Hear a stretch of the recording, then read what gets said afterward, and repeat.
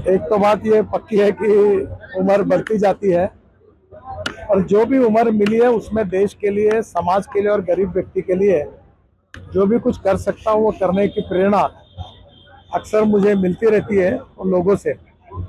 और लोगों का प्रेम और विश्वास ही सबसे बड़ी ताकत है।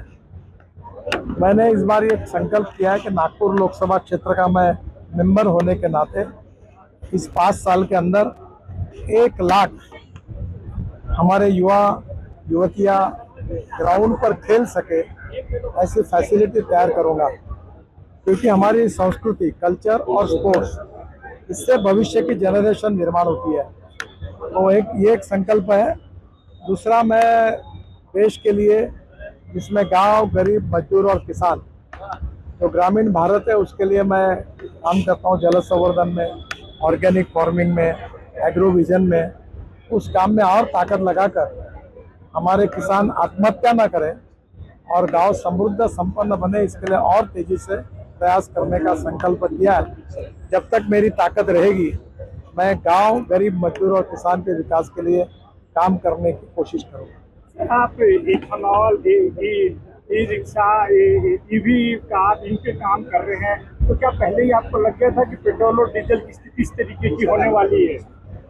ऐसा मुझे नहीं लगा था, पर एक बात सच है कि हमारे देश में 22 लाख करोड़ रुपए का फॉसिल फ्यूल इंपोर्ट होता है। अगर ये इंपोर्ट रुक गया और ये 22 लाख करोड़ रुपए अगर देश की जनता के जेब में जाएंगे तो करोड़ों युवाओं को रोजगार मिलेगा, प्रदूषण कम होगा, देश का इंपोर्ट कम होगा और देश की प्रगति होगी।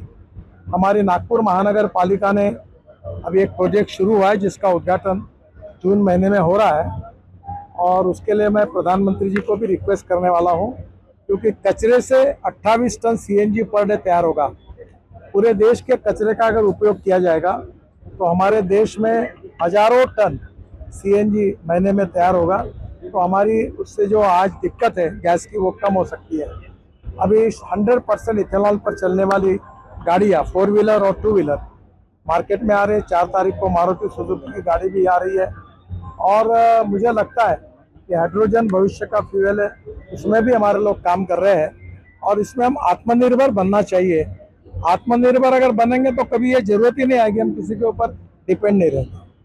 25 लाख पेड़ लगाने की भी संकल्पना की है। एक नागपुर शहर और जिले में मैं अभी एक कोड ऑफ कंडक्ट के कारण थोड़ी अड़चन आई थी, पर यहाँ के सभी educational institution, school, social organisation, राजनीतिक पार्टी, कारपोरेटर्स, सबके साथ मिलकर, सामाजिक संगठन के साथ मिलकर हम नागपुर शहर और जिले में लेकर करीब 25 लाख पेड़ लगाने का हमने निर्णय किया है। और इसमें फॉरेस्ट ने उसके लिए जो प्लांट लगते हैं वो भी तैयार किया और आज यहाँ भी प्लांट डिस्ट्रीब्यूट करने का काम शुरू है। तो बड़े प्रमाण पर पर्यावरण की रक्षा और प्रदूषण मुक्त देश, ये हमारे लिए बहुत जरूरी है। हमारे स्वास्थ्य की, जो भी हम लोग डॉक्टर के बिल भरते हैं, उसका कारण एयर पोल्यूशन है। तो धीरे धीरे इन सब बातों को समाज का सहयोग होना, जल संवर्धन में बहुत बड़ी मूवमेंट बनी है।